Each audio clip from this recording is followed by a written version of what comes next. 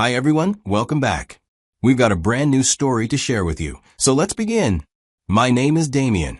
The old iPhone I found buried in a shoebox in our garage on a quiet Saturday afternoon contained the truth about my marriage in text messages that my wife thought I would never see.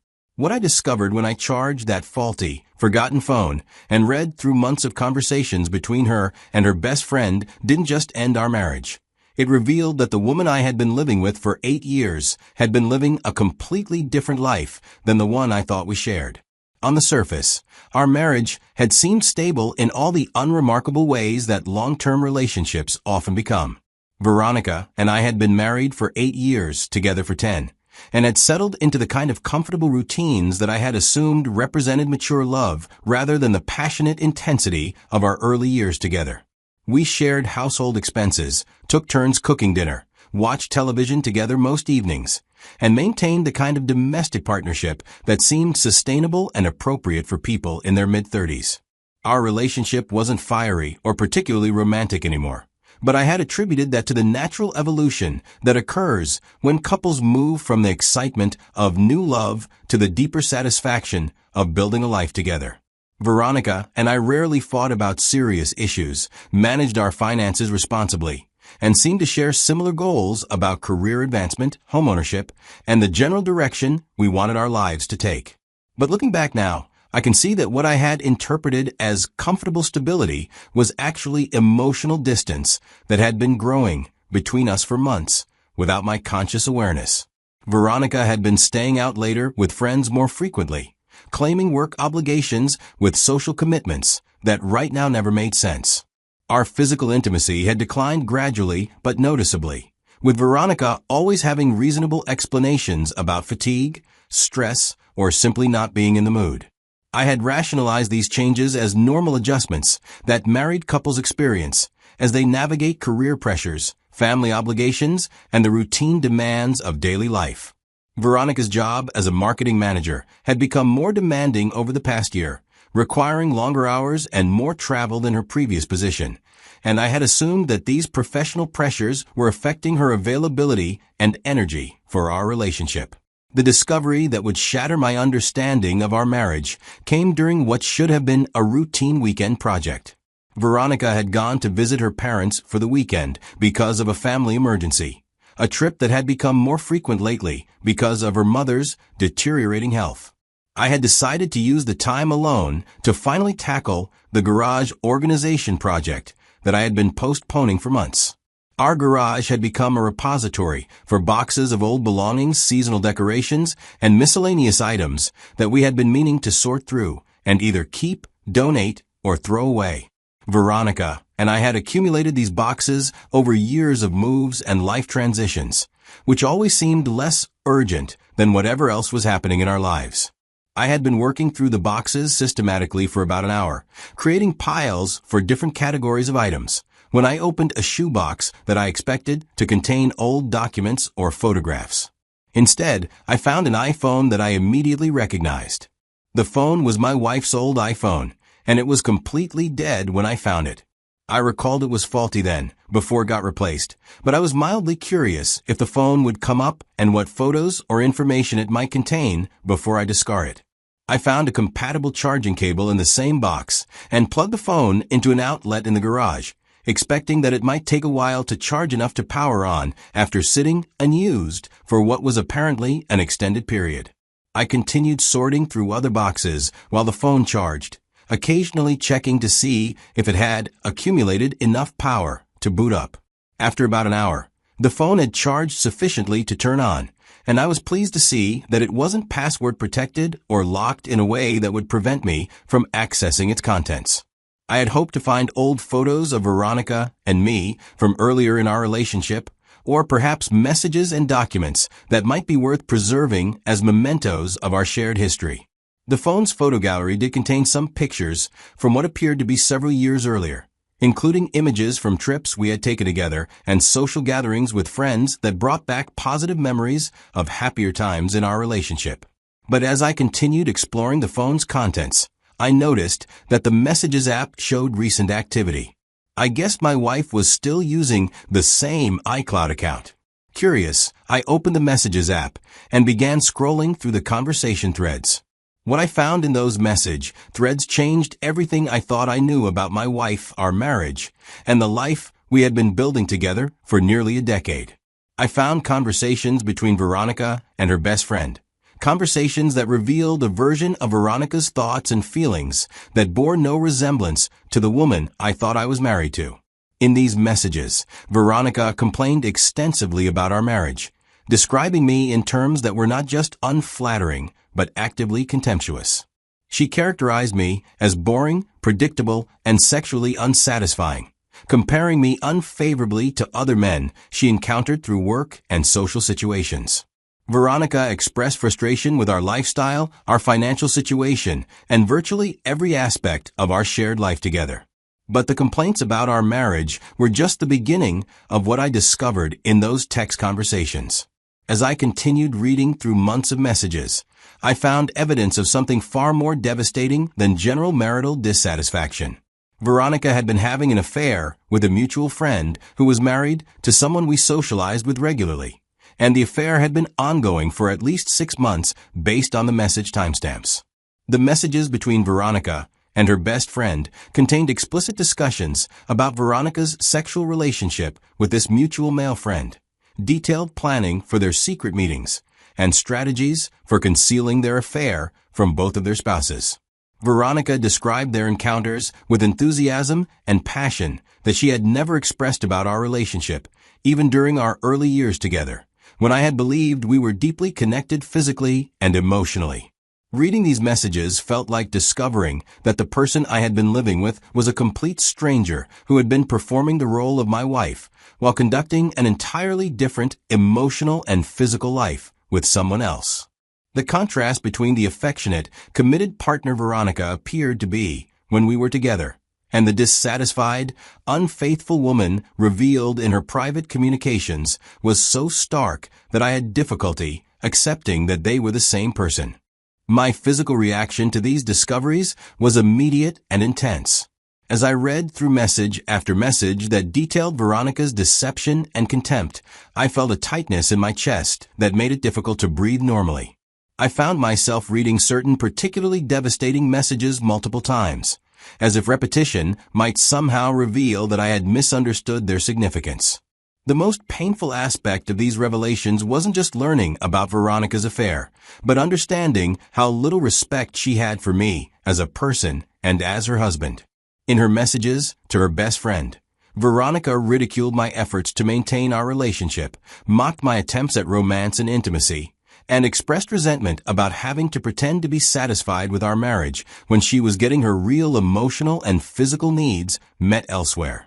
Veronica had been living a double life with a level of sophistication and calculation that suggested she had no intention of ending either relationship. She wanted to maintain the financial security and social respectability that our marriage provided while pursuing passion and excitement with another man, and she had been successfully managing both relationships for months without either the man's wife or me suspecting what was happening. As I continued reading through the messages, I began taking screenshots of the most damaging conversations, partly as evidence of what I had discovered, and partly because I was having difficulty processing the full scope of Veronica's deception. The messages painted a picture of someone who had been actively deceiving me while feeling no apparent guilt or conflict about her dishonesty. I thought about confronting Veronica immediately before she returned from her trip on Sunday. But I decided to take time to process what I had learned and determine how I wanted to respond to discoveries that had fundamentally changed my understanding of our marriage and my wife's character. The rational part of my mind understood that our marriage was effectively over, but I needed time to move beyond the initial shock and emotional devastation to figure out how to handle the practical and legal aspects of ending our relationship. But I also wanted Veronica to understand that her deception had been discovered and that the careful compartmentalization she had maintained between her public marriage and her private affair was now completely exposed. I wanted her to face the reality of what she had done and said without being able to minimize, rationalize, or deny the evidence of her betrayal. The idea of simply printing out the most damaging text conversations and confronting Veronica with physical evidence of her own words seemed like the most effective way to make her understand that her deception had been completely exposed. Unlike a verbal confrontation, where she might attempt to deny, minimize, or explain away her actions, printed copies of her actual text messages would provide undeniable proof of what she had been doing and thinking. I spent Sunday evening carefully selecting the most revealing and damaging messages from months of conversations, focusing on texts that showed the scope of her affair, her contempt for our marriage, and her detailed planning to continue deceiving me indefinitely. I printed multiple copies of these conversations, organizing them chronologically to create a comprehensive record of Veronica's betrayal and deception. The process of reading through these messages again while selecting which ones to print was emotionally exhausting, but it also helped me move from shock and disbelief to a kind of calm determination about what needed to happen next. Veronica had made calculated decisions about our marriage and her affair, and now she would have to face the consequences of those decisions without being able to control the narrative or manage my reaction. On Sunday morning, before Veronica arrived from her trip, I began systematically posting the printed text conversations throughout our house in locations where she would see them immediately upon returning home. I taped messages to the refrigerator, the bathroom mirror, the television screen, and the bedroom door, creating a comprehensive display of her own words that would be impossible to ignore or avoid. The experience of hanging up evidence of my wife's betrayal in our shared living space was surreal and deeply painful, but it also felt like an appropriate response to the scope of her deception. Veronica had been conducting her affair in the spaces and relationships that were supposed to be sacred to our marriage, and now the evidence of that betrayal would occupy those same spaces until she was forced to acknowledge what she had done. After completing this silent confrontation, I packed a bag with clothes and essential items and left our house to stay with a friend, whom I trusted to provide emotional support without judgment during what I knew would be an extremely difficult period. I left no note or explanation for Veronica, wanting her to discover the printed messages and understand their significance without any commentary or interpretation for me. My friend was shocked when I explained what I had discovered and how I had chosen to respond, but he supported my decision to take time away from the situation before making any permanent decisions about my marriage. He offered his guest room for as long as I needed it and helped me think through the practical and legal steps I would need to take if I decided to pursue divorce. Veronica's reaction to discovering the printed text messages was immediate and intense. She began calling and texting me within hours of returning home, progressing quickly from denial and confusion to panic and desperate attempts at damage control. Her initial messages claimed that I had misunderstood the context of her conversations with Carmen, and that the text messages didn't accurately represent her true feelings about our marriage. But as it became clear that I wasn't going to respond to her calls or texts, Veronica's messages became increasingly desperate and emotional. She admitted to having feelings for her affair partner, but claimed that they had never acted on those feelings physically. She insisted that her complaints about our marriage to her best friend were just venting frustrations that every married person experiences, and that they didn't reflect her real commitment to our relationship.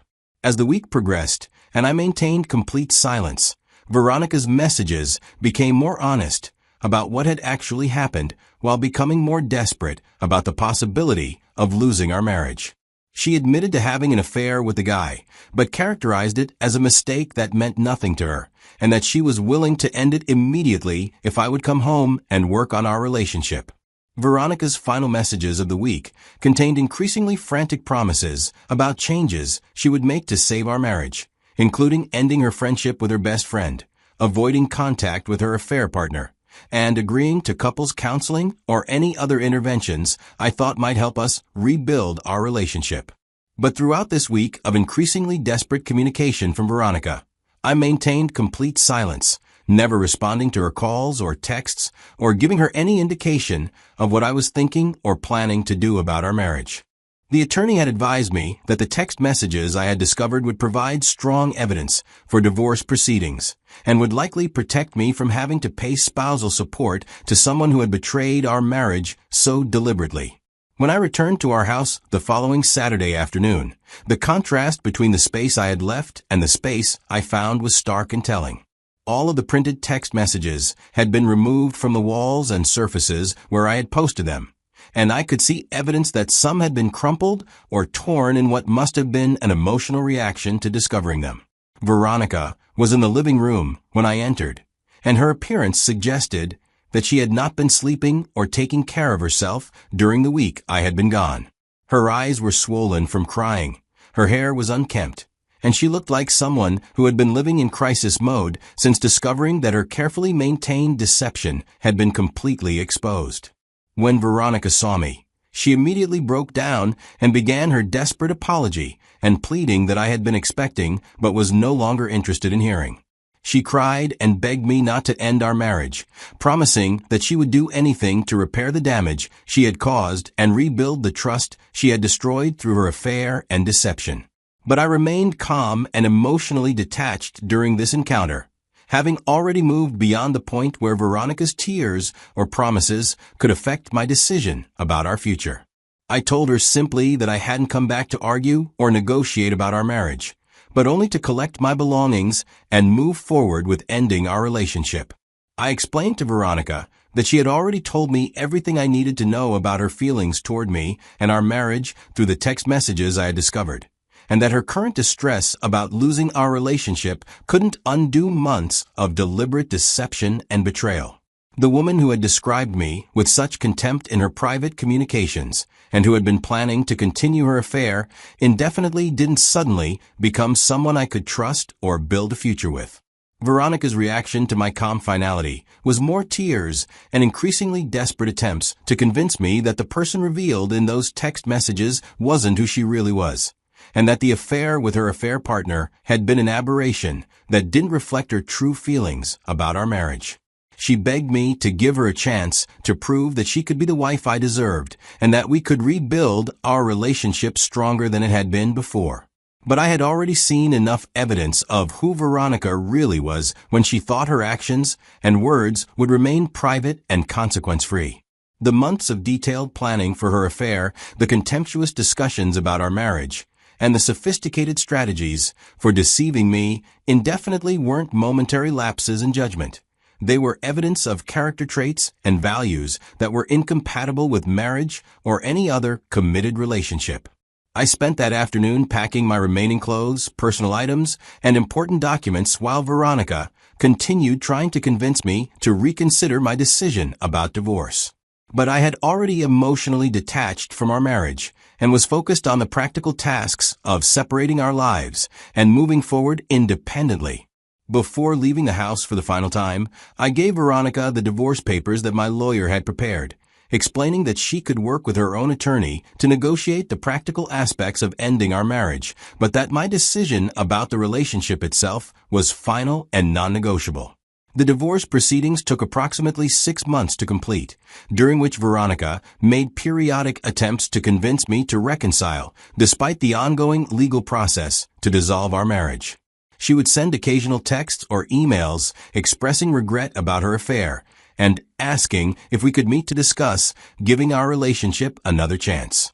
But I maintained the same emotional distance during the divorce process that I had established when I first discovered the text messages, understanding that any communication with Veronica beyond what was necessary for legal proceedings would only encourage her false hope that our marriage could be salvaged. The division of our shared assets was relatively straightforward since we had no children and had maintained largely separate financial accounts throughout our marriage. Veronica received a portion of the equity in our house and her portion of our shared savings, but she was not awarded spousal support due to the evidence of adultery and the relatively short duration of our marriage. Veronica's relationship with her affair partner ended shortly after I filed for divorce, apparently because the excitement and secrecy that had fueled their affair couldn't survive the exposure and practical complications that followed the discovery of their relationship. Both Veronica and the man found themselves dealing with the consequences of their choices without the support system they had been providing for each other. After our divorce was finalized, Veronica made a few attempts to maintain some kind of friendship or ongoing connection, suggesting that we had shared too much history to become complete strangers. She would occasionally share memories, apparently hoping to rebuild some kind of relationship, even if it couldn't be romantic. But I had no interest in maintaining any connection with someone who had demonstrated such a capacity for deception and betrayal, and I made it clear that our divorce represented the complete end of any relationship between us. Veronica's attempts to remain friends felt like another form of manipulation, an effort to maintain access to my life and attention even after she had forfeited any right to either through her choices. The experience of discovering Veronica's affair through her own text messages taught me important lessons about trusting my instincts when something feels wrong in a relationship, and about the importance of facing difficult truths rather than hoping that problems will resolve themselves through patience and effort. I learned that some betrayals are so fundamental that they reveal incompatibilities that can't be overcome through counseling, forgiveness, or renewed commitment. Veronica's affair hadn't been a momentary mistake, but a deliberate choice to live a double life. And someone capable of that level of deception wasn't someone who could be trusted with the vulnerability that marriage requires. The old iPhone I found in our garage had been intended to keep Veronica's secrets safe from discovery, but instead it had provided me with the clarity I needed to choose self-respect over false reconciliation. Sometimes the truth really is found in black and white, and once you see it clearly, you can't unsee it or pretend it doesn't matter. The printed text messages that I had posted throughout our house served as a silent confrontation that forced Veronica to face the reality of her own words and choices without being able to minimize their significance or control my reaction to them. Her own descriptions of our marriage and her affair had been more devastating than any accusations I could have made. Looking back now, I realized that finding that phone was actually a gift that saved me from continuing to invest in a relationship with someone who had already decided it wasn't worth her commitment or honesty. Veronica's secret communications had revealed her true feelings about our marriage and given me the information I needed to make an informed decision about our future. Veronica had thought I would fight for her when she discovered that her secrets had been exposed, but instead, I had simply walked away from someone who had already shown me exactly how much our marriage meant to her. The woman who had spent months describing our relationship with contempt in her private communications had no right to expect loyalty or forgiveness when her deception was finally revealed. The truth, as I learned that weekend in our garage, really can set you free, especially when it's written in someone's own words and can't be denied, minimized, or explained away. Sometimes the end of love comes not through dramatic confrontation, but through the quiet recognition that you deserve better than what someone has chosen to offer you. Thank you for watching.